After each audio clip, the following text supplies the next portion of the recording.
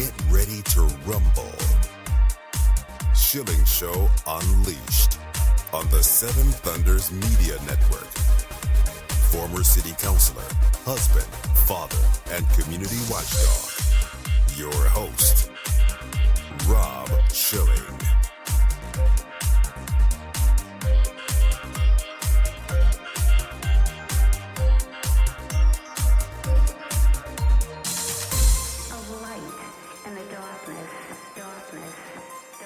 Welcome to the Schilling Show Unleashed Podcast.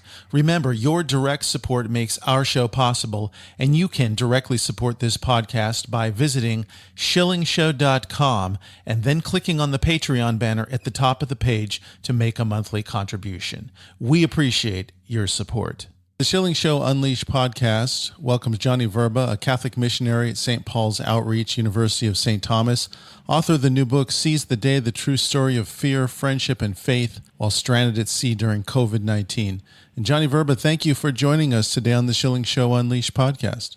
Thank you so much, Rob. You have an incredibly impressive list of guests, and I'm honored to be counted among the flock.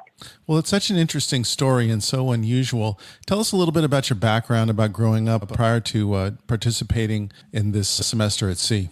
Yeah, I was raised in a wonderful, God-loving, God-fearing Catholic Christian household in a suburb of Chicago, and my family took me to church when they could.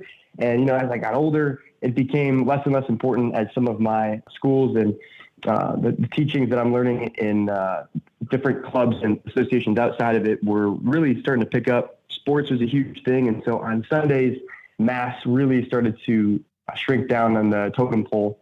And as I went to Arizona State University, obviously big campus and tons of sirens everywhere.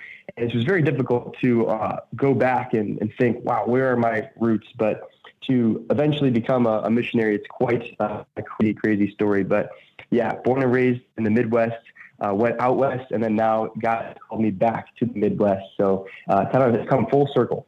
So tell us how and why you decided to take a semester at sea. I've never done it myself, but I know people who have, and it's certainly a big deal. Yeah, semester at sea is a really ambitious program. Basically, the people that I found, and my reason for doing it is when I went to the study abroad office, I knew I wanted to study abroad in the first place. And when I was going through the different programs, a lot of them were a single country place. You'd travel to Italy for a semester. And yes, you could travel outside of Italy during that time, but I really wanted to see as much as possible and really have a global perspective. And my counselor, my advisor mentioned semester at sea, and he's like, oh, but don't worry about it. Not many people can afford it. It's a super rigorous planning process. You got to get a new passport, seasickness, all the reasons. But as soon as I heard, hey, you could go to potentially a dozen countries, 3 continents, I was sold. So at that point, I realized a lot of my desire to do a semester at sea was the destinations want to basically cover the earth before it covers you, so to speak, mentality. And so that's what led me to it. But it ended up not being the thing that stuck with me. My mindset changed very drastically over the course of that COVID semester. So what were your expectations of the trip when going into it? I guess my expectations were, I really thought that this adventure was basically going to satisfy everything.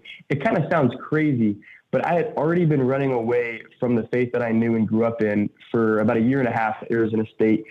Started in one of the biggest fraternities in the world, Sigma Alpha Epsilon, at one of the largest campuses in the world, Arizona State.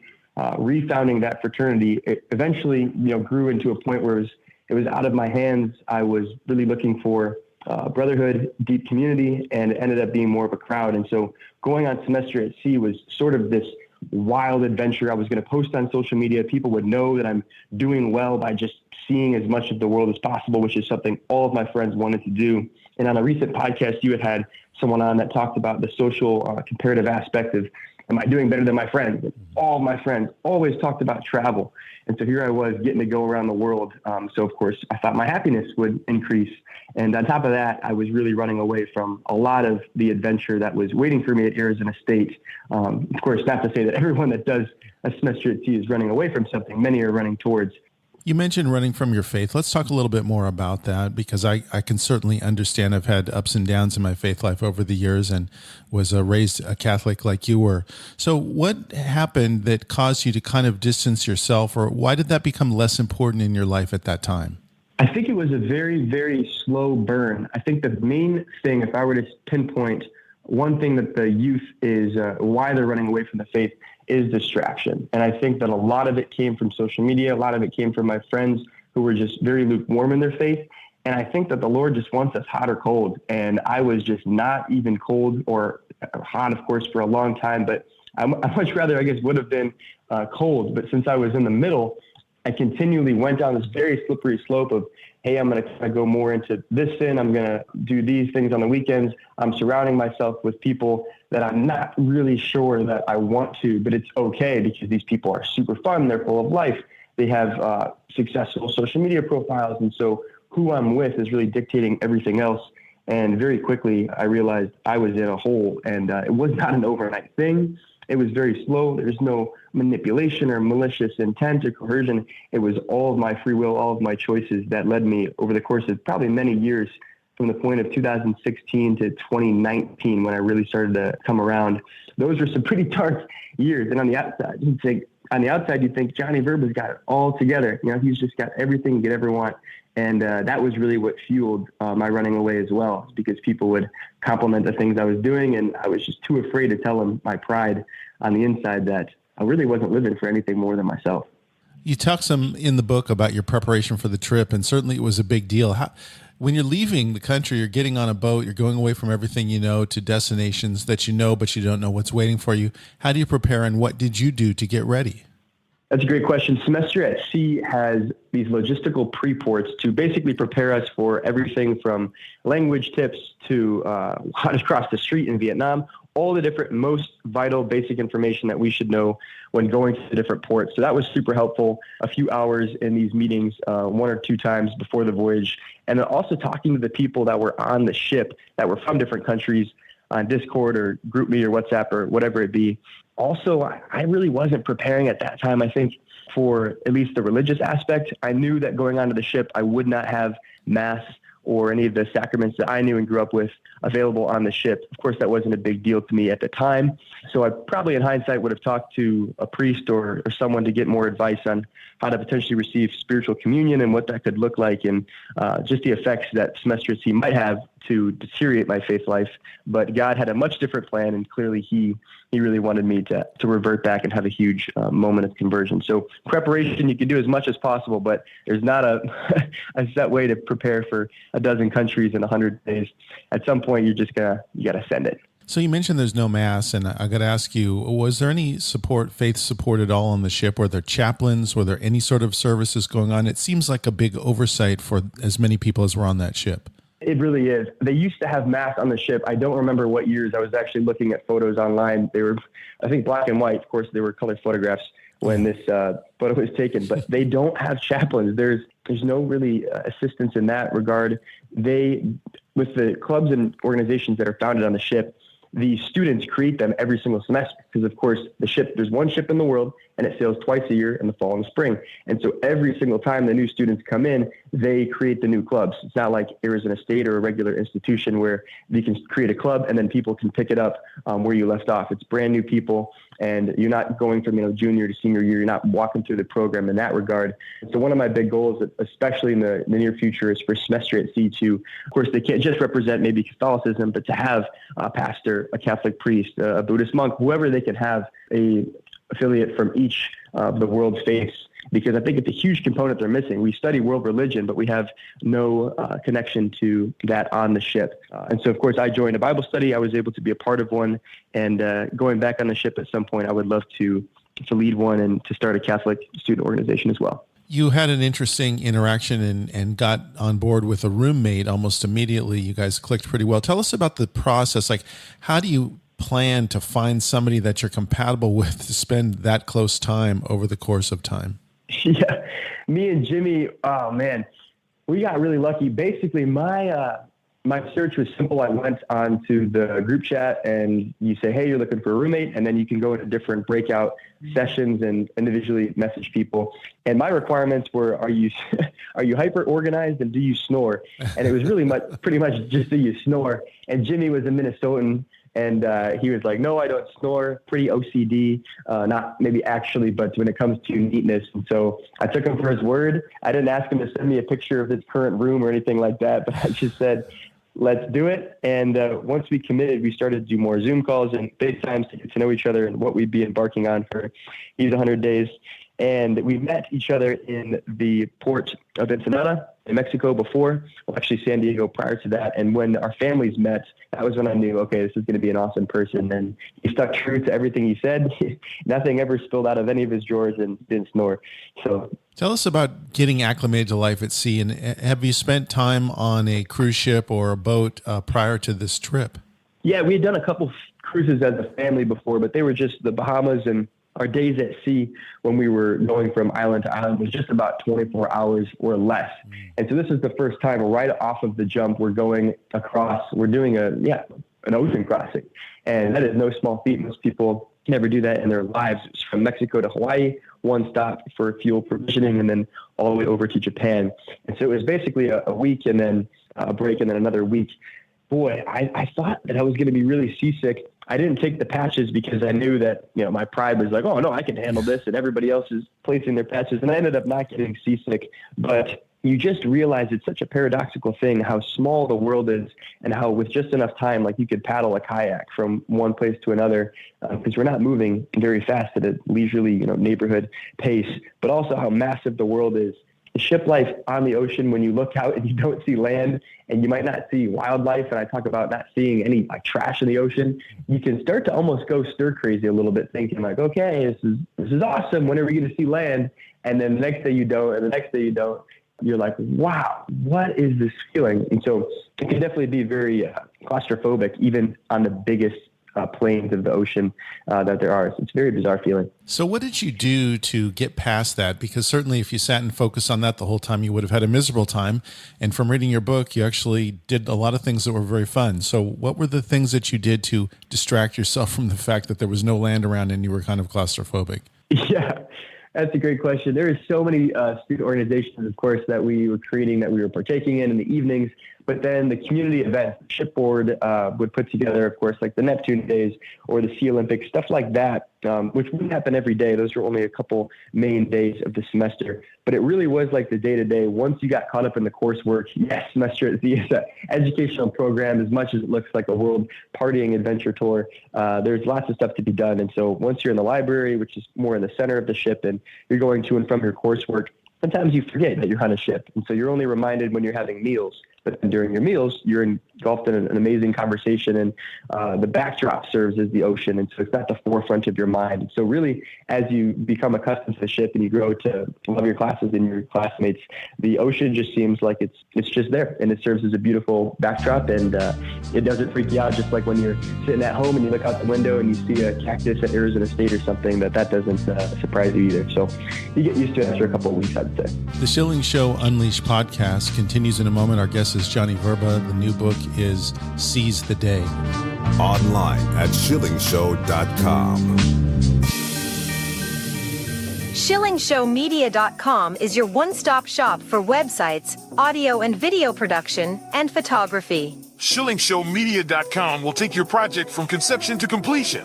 SchillingShowMedia.com is reasonably priced and highly professional. Need a website for your business? Visit SchillingShowMedia.com. Need a video created or edited? Visit SchillingShowMedia.com. Have a photography or graphic design project? Visit SchillingShowMedia.com. SchillingShowMedia.com is your one-stop shop for websites, audio and video production, and photography.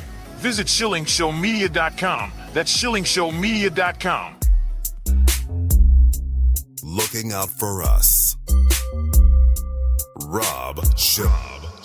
The Schilling Show Unleashed podcast returns. Johnny Vrba is our guest. His new book, Seize the Day, the true story of fear, friendship, and faith while stranded at sea during COVID-19. Now, one of the things that you state is that there are things that people don't know about living on a ship for 100 days. And we might have covered some of them, but what were some of the revelations after spending this amount of time on a ship that people wouldn't normally think of? I think that the proximity to people physically was really an indicator of community. The whole idea and the grand story that the Lord was about was, I'm searching for community. I really want that deep brotherhood and sisterhood at Arizona State. I'm having trouble finding it. Boom, enter Semester at Sea. And then after I get involved with the St. Paul's Outreach Organization, which creates that, of course, on college campuses around the nation. But Semester at Sea is such a unique and incredible just social experiment. One, because it was during COVID, but two, you are living in proximity to all your best friends. So it's like you live in one house, one compound. It takes you about 30 seconds on average to go from your room to their room. And after the ship, it's going to take a 3-hour flight plus an Uber ride, all of that to knock on somebody's front door and say, hey, do you want to hang out? Your professors are going to the gym with you, eating with you. And by the way, their companions or their partners, their children are too. So you're getting to be with everybody and seeing all their aspects of life that you would never see. You know, I'm sure it's happened from time to time, although the professors would probably not want it to happen. But late at night when it's, 2200 and there's snack time, I'm sure professors have gone out right in their pajamas and they're eating with their students. And it's just such a unique and tight-knit community that you would never have at any other institution anywhere in the world. And of course, on top of all of that, having no internet, you're not talking about the trends of the day. You're not thinking about what famous celebrities blowing up or what song is trending. It's just the present. You mentioned no internet, and you talk about disconnecting from your phone, in essence, that you just weren't even taking advantage of the few minutes that they gave you every day. Tell us how that transition went for you and what you discovered on the other side of being disconnected from that technology. I always wondered what it was like for my parents when they went to school. How did they ever cheat? How did that work? You don't have the internet, and you don't have your phone to whip out and look at something on Shag or Quizlet or whatever. And very quickly I realized, okay, one, this is going to be more difficult to actually thrive in an academic environment.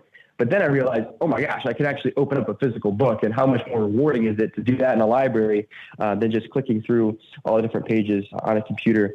I really realized that I had a disordered attachment when my phone just lived in my pocket. And even if I wasn't going to use it during the day, it was more comfortable for me to just have my phone in my pocket, knowing I might not touch it all day except for 7 minutes and some time to change some songs in the gym, then leaving it at home or in the cabin drawer. And so finally, when I realized, okay, I don't need to take my device with me during the day, it was almost like a divorce. There was a loss there just by not having it on my person throughout the ship. And I could get to it at any time in a matter of minutes because the ship is not very large. And then when I got home, I realized, okay, I've learned a lot.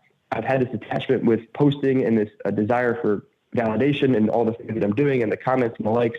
This is telling me I'm doing life well. And then getting back and not desiring that and realizing that my time is just as valuable sitting on my couch after a long day of classes in Tempe, Arizona, as it is when I'm canyoning a waterfall in Mauritius off the coast of Madagascar. And so my life, my time, everything is equally as valuable wherever I'm at. And what I'm posting does not necessarily reflect. So I had a desire to stop sharing the highlights and really just to distance myself. And so everything that I learned on Semester at Sea about how to manage my device really translated when I got back. So I'm grateful to Semester at Sea for that, for sure. You're a very outgoing person, and you obviously had a lot of friends on board, but I'm curious, in these close quarters that you described for the time that you were on the ship, were there people that you didn't get along with well, and how did you handle that with such proximity? Yes, there were just a couple of people that I think I rubbed edges with. One of them, I tell a story in the gym about a misplacement of weights, and he uses some profanity, and we have this kind of beef moment. And, I saw him many, many times after that happened, and there was no apology that ever came. Of course, I didn't know how to initiate at the time. I was still a boy. I was 19. A lot of the stuff that happens in the ship, you're forced to reconcile. And it's such an interesting thing because in our culture today, we do not want to confront. We don't have those communication skills to just basically bring our grapplings right into the surface and talk about them. While that was a unique circumstance where we didn't really have that closure, a lot of times when you would fight with a friend or a relationship started and there was an argument, you had no choice but to go and do conflict management and to actually resolve it. So that was a beautiful aspect because look to the left, look to the right, there's nowhere to go. You can't really want to run away. You can't hide. You're going to see each other. There are specific meal times. You can't just go and not eat. So you're going to see the other person. And so just by the nature of that, it resulted in a lot of people reconciling their relationships, which is really cool. What about mental health? I mean, we hear a lot about people, especially young people, having issues these days with all the things going on in the world. Put you in a situation like that where you're detached from your normal surroundings. Did they have counseling services available, and did people suffer from mental health issues during this trip? Yes, they did have free counseling available. I was fortunate enough to actually receive counseling from Marvel and still in touch with her today. She is a wonderful, wonderful woman. And it was towards the end of the voyage when I realized a lot of the things in my life were coming to a head, and I sought her out, and she was there and available. So it's really cool that they have therapists and trained counselors on board at the ready. For some people that struggled a lot more than others, I think towards the end of the voyage when we realized we were not going to be experiencing the full 110-ish days, we'd be cut short at 73, about 3 months, a month left. That's still on the table. A lot of people were grieving the loss of what could have been. And so I don't know if there was any really extreme mental cases that came from it, but a lot of grappling with the loss, the uncertainty, ambiguity, and people did get the help they needed. So Semester at Sea totally came in clutch with that. It's referenced in the title of your book. We need to talk about the COVID-19. And when did you first hear about that, and what was your initial impression? Yes, it was right after sailing to Japan. So we were in the country. China was our next stop. It was very early January, I think maybe the 14th. And I first heard the word coronavirus, and immediately I thought certain death. I thought it was like Ebola. We really didn't know what it meant. And so there was a lot of fear and uncertainty at that point. But then we heard, okay, China's going to be canceled. And so we mourned the loss. We're not going to get to see the Great Wall. We had field trips, field programs, all of these things signed up that were refunded and taken back. But then we realized, okay, we're going to be safe, though, because we're not going to those destinations. And so in the beginning, it was we're running away from COVID, which is awesome. Sad because, we're not going to pass away. But as the voyage progressed and we realized, okay, COVID is taking lives, but it's not as dangerous as Ebola, or it's not that extreme, we kind of were like, okay, what's going on here? Like COVID's one step ahead. Can we still sneak in? People our age are getting sick and then, of course, recovering. But then we realized, okay, the quarantines and all of that stuff would affect our voyage. So there was a lot of fear at first, but once we understood more, it made a lot more sense. So what were the measures that were taken on board? Did they have enforced masking or social distancing or any of the things that we were experiencing here on the mainland? No, we did not mask. We did not social distance on the ship. Nobody ever had a confirmed case on Semester at Sea's 128th voyage. It was just basically too early. We knew that a lot of the countries we were going to in Asia had already implemented masks as part of their culture for a long time, more as preventative measures. It didn't mean that everybody was sick. I remember being surprised in Japan, everybody was wearing a mask. And I was like, surely everybody's not a doctor or sick.